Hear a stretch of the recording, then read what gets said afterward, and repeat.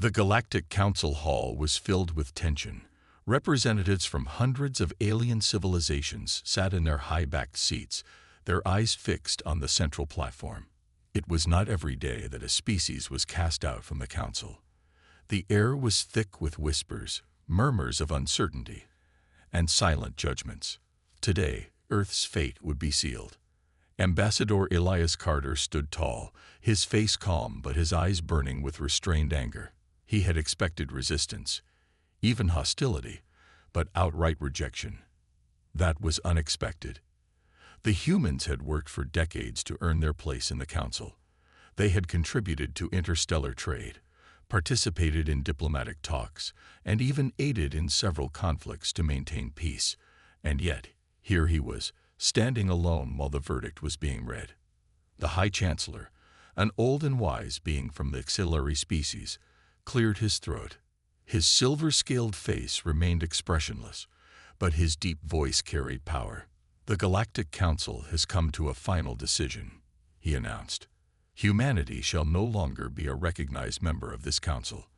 Effective immediately, all diplomatic ties, trade agreements, and shared research projects with Earth are terminated."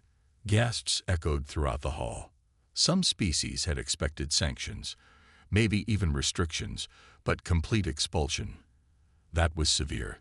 Elias clenched his fists. He had to remain composed. "On what grounds?" he asked, his voice steady. The High Chancellor's golden eyes bore into his. "Humanity is unpredictable," he said. "Your species is reckless, dangerous, and prone to conflict. We have reviewed your history, your wars, your violence, your inability to coexist peacefully even among yourselves. The risk is too great." A representative from the Cathari race, a feline-like species, leaned forward. "You advance too quickly," she added. "In mere centuries, you went from primitive weapons to interstellar travel. You lack control, patience. Who knows what you'll do next?" Elias felt a burning sensation in his chest. He wanted to argue, to fight back, to prove them wrong. But deep down, he knew the real reason. The council feared humanity, not because they were weak, but because they were strong, because they had risen too fast, adapted too well, and refused to be controlled. A deep guttural voice rumbled from the far side of the hall. It belonged to a Graxian warlord, a towering creature with stone-like skin. "The truth is," he growled, "we don't trust you. Not now. Not ever." Silence filled the room. Elias looked around, searching for any sign of support, but found none. Even the species that had once called humans allies remained quiet. Fear had poisoned them all. Taking a deep breath, Elias straightened his posture. "Very well," he said. "If this is your decision, then so be it." The High Chancellor nodded. "You will be escorted back to your planet. Any attempt to interfere with council affairs will be seen as an act of aggression." Elias let out a small chuckle, shaking his head. "You think you're making the galaxies safer by exiling us," he said. "You believe you can control what comes next, but you've just made the biggest mistake in the history of this council." With that, he turned and walked out. The doors of the council hall closed behind him, sealing humanity's fate. For now, back on Earth, the reaction was mixed. Some were furious, calling for war. Others were relieved, believing that separation was a blessing. But the world leaders knew one thing for certain: humanity had just been given a new purpose. In the shadows, plans were already being made. The council thought Earth would fade into obscurity. They would soon learn how wrong they were. The news of Earth's expulsion spread across the planet like wildfire. Some saw it as a betrayal, while others believed it was an opportunity. Governments scrambled to address the situation, while the public reacted with a mix of anger, fear, and uncertainty. The Galactic Council had severed all ties, cutting off trade, shared technology, and diplomatic relations. Earth was alone, cast adrift in the vastness of space. In a high-security conference room beneath the United Nations headquarters, world leaders and top scientists gathered. The atmosphere was tense. The weight of the Council's decision hung over them like a storm cloud. President Adebayo of the African Union leaned forward, his expression grim. "They think we're reckless," he said. "They think we're dangerous." Prime Minister Nakamura of Japan nodded. "They're not wrong," she admitted. "We have a history of war and destruction, but that's not all we are. We've built wonders, cured diseases, explored the stars. They refuse to see that." General Vasquez of the North American Defense Command crossed his arms. "Let's be honest," he said. "They're afraid of us. We advance too fast for their liking. They want to control the galaxy, and humans don't play by their rules." Silence followed. No one could deny the truth. The Council's decision was not about humanity being a threat. It was about humanity being unpredictable, uncontrollable. A young scientist, Dr. Layla Hassan, spoke up. "They cut us off, but that doesn't mean we stop moving forward," she said. "We don't need the Council. We can survive on our own." The room buzzed with murmurs. The idea was bold, almost reckless, but it resonated with everyone present. Humanity had always thrived under pressure. When doors closed, they built their own. President Adebayo tapped the table. "If they don't want us in their council, then we make our own path. We build something greater." The discussions that followed would shape the future of Earth. A new direction was set, one that would take them beyond the limits imposed by the Council. There would be no begging for reinstatement, no pleas for mercy. Humanity would rise, not as outcasts, but as pioneers of something far more powerful than the Council had ever imagined. Deep beneath the surface of Mars, in hidden military research bases, classified projects were accelerated. Engineers and scientists who once worked under the constraints of Council regulations were now free to experiment without restrictions. They pushed the boundaries of physics, developed new propulsion systems, and refined weapons that had once been deemed too dangerous. On Luna, shipyards expanded at an unprecedented rate. Massive vessels, unlike anything the Council had ever seen, were being constructed in secret. The blueprints had been drafted long before Earth's expulsion, but now there was no reason to hold back. These ships were not just for exploration. They were for survival, for power, for dominance. Earth's colonies, once bound by interstellar trade agreements, began stockpiling resources, fortifying their defenses, and preparing for the unknown. The message was clear. Humanity would not beg. They would not be victims. They would carve out their own empire, one that would not be controlled by alien bureaucrats and fearful politicians. The Council's mistake was in thinking that exile would weaken humanity.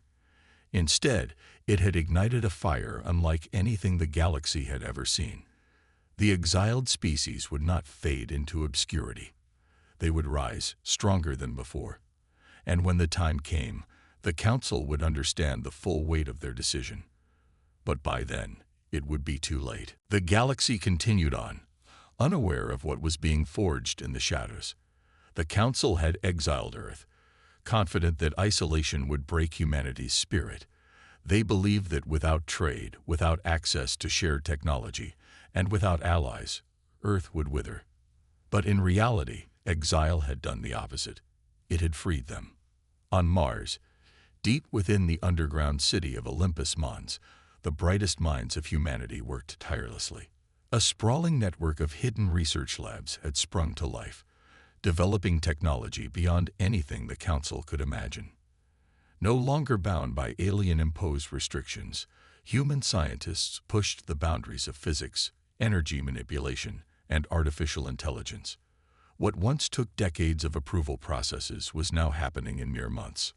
Dr. Layla Hassan stood before a holographic display, her eyes scanning the impossible equations floating in midair. "We've done it," she whispered, barely believing her own words. "Faster than light travel, without a jump gate."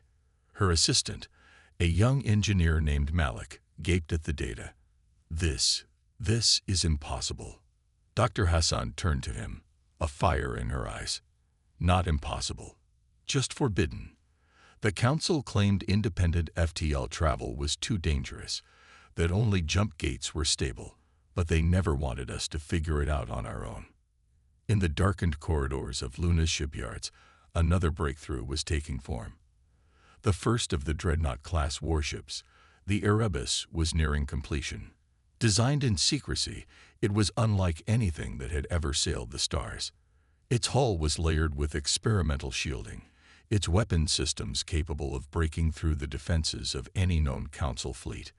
But more than that, the Erebus represented something greater. It was proof that humanity would not just survive, but that they would dominate. Meanwhile, on the outer colonies, Earth's exiled people were rallying together. With no central authority to hold them back, independent factions united under one goal: to build a new empire, a true human empire. The Martian Directorate, the Luna Conglomerate, and the Outer Colonies Alliance, once fractured and divided, had found common ground. If the Council saw humanity as a threat, then perhaps it was time to become one. In the shadows, secret diplomatic missions were being carried out. Not all alien species agreed with the Council's decision to exile Earth. Some saw the growing power of humanity and wished to stand beside them rather than against them. Others feared what would happen if the humans truly embraced their potential. The galaxy whispered of Earth's return, but no one could predict when or how it would happen. The Council had underestimated them. They believed that humanity would beg for mercy, that they would struggle in isolation. But what they had done was give humanity a reason to rise. And when they did, the galaxy would never be the same again. Whispers of Earth's growing powers spread across the galaxy, but most dismissed them as rumors. The Council believed their exile had sealed humanity's fate, reducing them to a forgotten race struggling to survive. But deep in the outer reaches of space, in places where the Council's influence had begun to wane, something was changing. Humanity was not just surviving. They were thriving. On the icy moon of Titan, a secret gathering took place. Representatives from the scattered human factions met under the shadow of Saturn's rings, their ships hidden from prying eyes. They came from Mars, from Luna, from the outer colonies. Even the independent stations along the Kuiper Belt had sent envoys. No longer divided by old politics, they now had a single purpose: to decide humanity's next move. Admiral Elias Voss, one of the exiled leaders of Earth's former defense forces, stood before them. His gaze swept over the gathered leaders, his voice steady as he spoke. The Council believes we are broken, that we are alone. But they are wrong. We are stronger than we have ever been. And now, it is time to show them what humanity has become. A murmur spread through the assembly. For years, humanity had hidden in the shadows, preparing, waiting. But the time for waiting was over. Across the hidden shipyards of Luna and the asteroid colonies, the final stages of preparation were underway. Massive warships, built in secret, were being equipped with technology that no Council fleet had ever seen. Weapons designed to pierce through the strongest defenses, energy shields that could absorb the impact of planetary bombardment, and most importantly, independent FTL drives that would allow them to move without relying on the Council's jump gates. The Erebus was only the first of many. In the depths of space, entire battle groups were forming, preparing for the inevitable confrontation. The Council had controlled space travel for millennia, dictating the movement of entire civilizations through their carefully placed jump gates. But humanity had rewritten the rules. Not everyone in the galaxy was blind to what was happening. In the outer sectors, certain alien factions had taken notice. The Xaldar, a species known for their strategic brilliance, had begun making quiet inquiries. The merchant clans of the Vren had started shifting their resources, sensing that something monumental was about to change. Even among the Council itself, some members had started to question the decision to exile Earth. They had assumed humanity would fade into obscurity. Instead, they had created something they could no longer control. It was only a matter of time before the Council realized the truth. Humanity had not been destroyed. They had evolved. And soon, the galaxy would witness what they had become. you said. Tensions across the galaxy reached a breaking point as rumors of humanity's resurgence spread like wildfire. The Council's spies had gathered fragmented intelligence, whispers of secret fleets, advanced technology, and alliances forming in the shadows. But no one had seen the full extent of what humanity had created. On the bridge of the Erebus, Admiral Elias Voss stood with his officers, gazing at the vast void before them. The ship's sensors were locked onto the nearest Council outpost, a listening station meant to monitor the outer reaches of human-controlled space. It was a relic of the past, left behind when Earth was exiled, a symbol of the Council's belief that humanity would never rise again. Tonight, that belief would be shattered. Voss turned to his communications officer. "Send the message. Let them know we are here." A transmission pulsed through space, a single signal directed at the outpost. The message was brief, but it was enough to send shockwaves through the Council's ranks. Earth had returned. The response was immediate. The listening station went into high alert, sending distress signals across the nearest Council channels.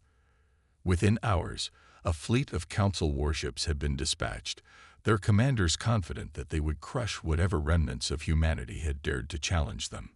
They had no idea what awaited them. As the Council fleet exited hyperspace, they were met with an unexpected sight. Instead of scattered human ships, they faced a wall of warships unlike anything the galaxy had ever seen.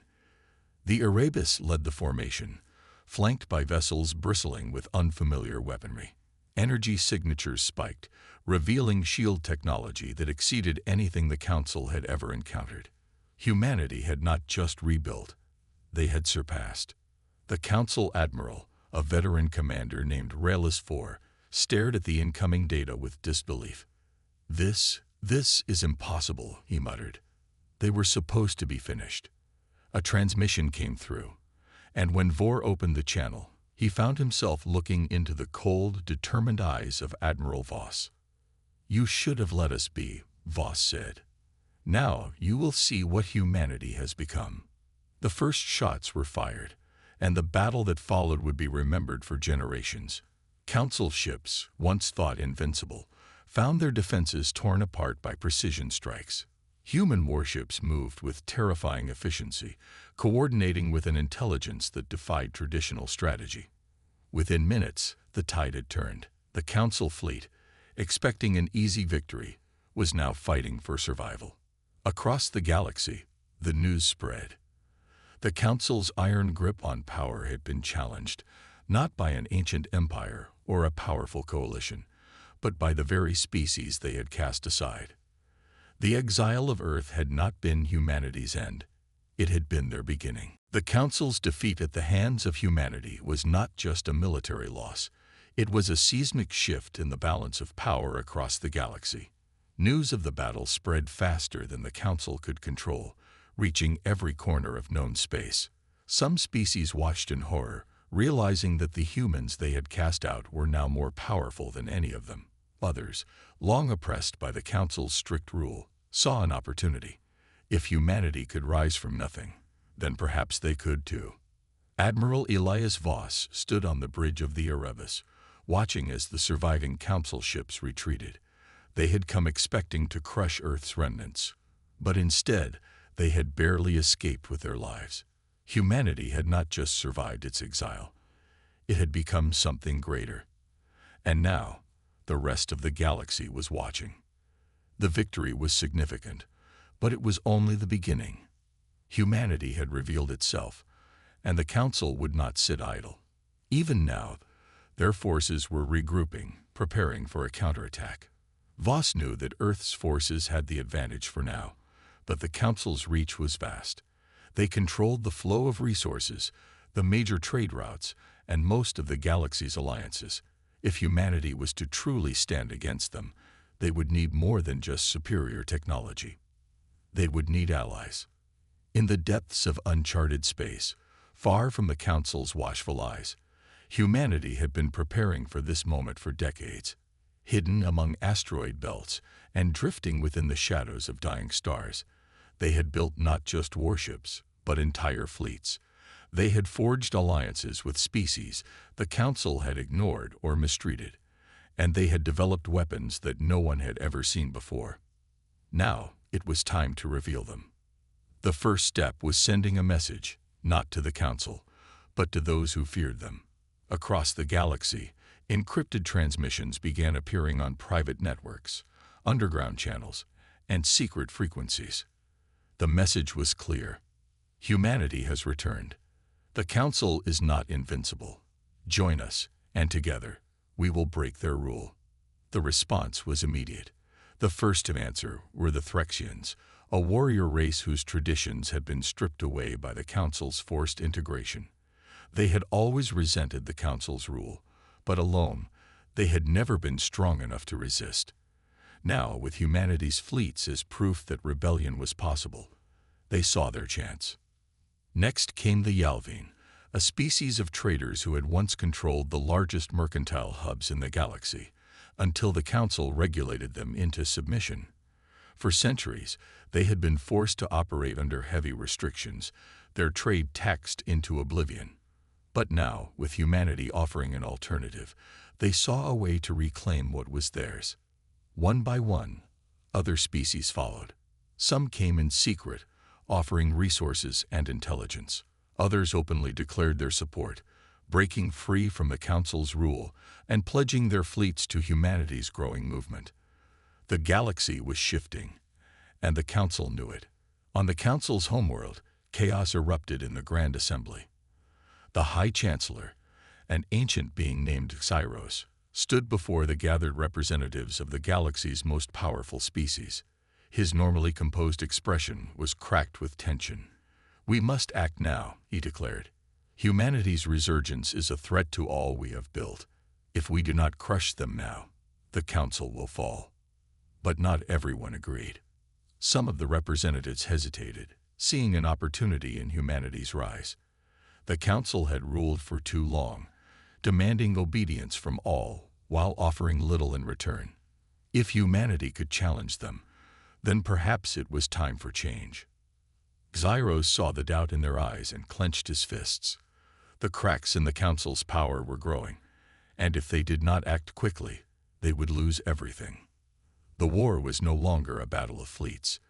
It was a battle for the very future of the galaxy. The final confrontation was inevitable.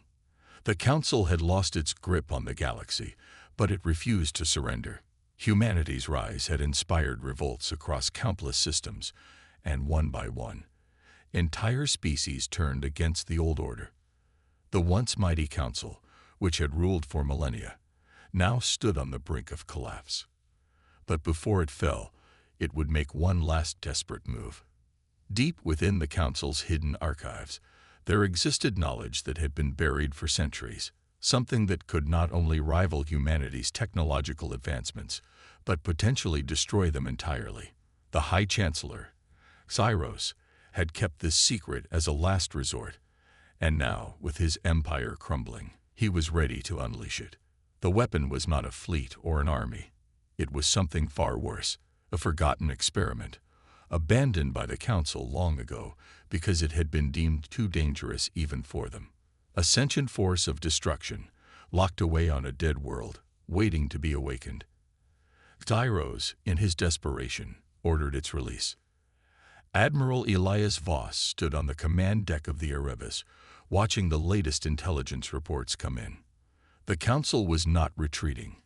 It was preparing for something. Something big.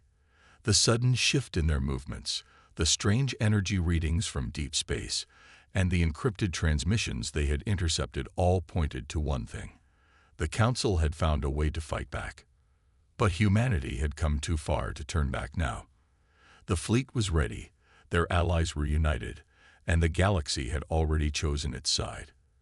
The final battle would determine not just the fate of humanity, but the fate of everyone who had dared to rise against the old order. As the Erebus led the Allied armada toward the Council's last stronghold, the stars themselves seemed to tremble. Space burned with the glow of countless warships, and the tension before the clash was thick enough to suffocate. The Council's final weapon emerged from the void, a monstrous, ancient construct that pulsed with an energy unlike anything seen before. It was not just a machine. It was alive. The battle that followed shook the galaxy. Planets trembled as weapons of unimaginable power tore through space. Humanity's technology clashed against the ancient horrors the Council had unleashed. But where the Council fought with desperation, humanity fought with purpose. They were not just fighting for revenge or survival. They were fighting for a future beyond the tyranny that had ruled for so long. The final moments of the war came not with a grand explosion, but with silence.